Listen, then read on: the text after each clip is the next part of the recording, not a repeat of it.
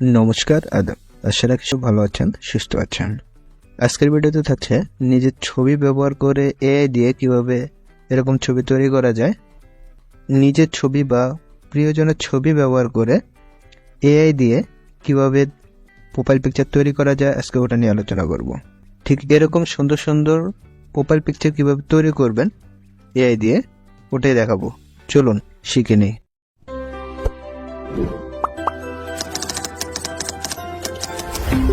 JOYDEY Tech Bangla Pro. Subscribe now. Being image creator app বা ওয়েবসাইটে প্রবেশ করে এখানে ক্রিয়েট বক্সে একটি ডেসক্রিপশন লিখে দেব।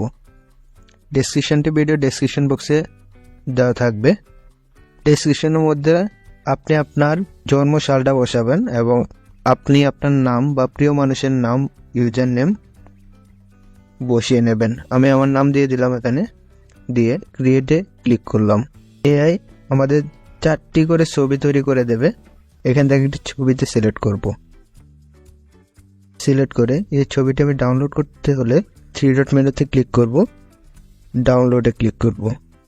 ছবিটি ডাউনলোড হয়ে গেলে রিমেকার.ai ওয়েবসাইটে প্রবেশ করব।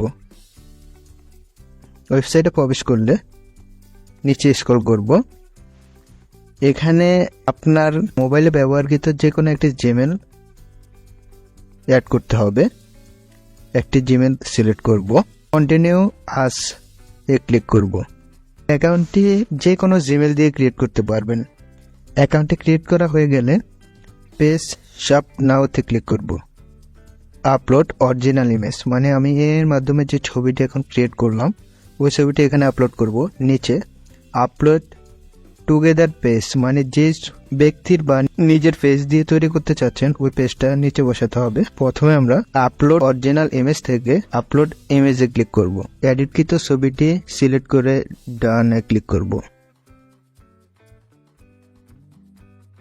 পরবর্তীতে আপলোড টুগেদার পেজ এর নিচে আপলোড সব ইমেজ এ ক্লিক করব।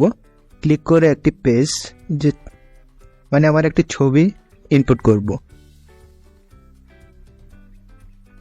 ছবিটি ইনপুট করা হয়ে গেলে শার্প এ ক্লিক করব।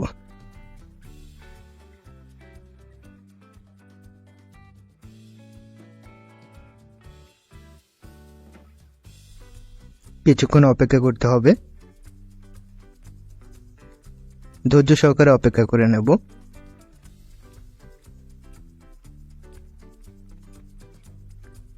এই যে আমার ছবিটি এডিট করা হয়ে গেছে। এর মাধ্যমে ছবিটি এডিট করা হয়ে গেছে। দেখে নেব ছবিটি কেমন হয়েছে, কোয়ালিটি। জুম করলাম। ছবিটি সম্পূর্ণ এইচডি কোয়ালিটির। পেজের সাথে সাধারণ মিল থাকবে। আমার পেজটি ম্যাচ করা হয়ে গেছে।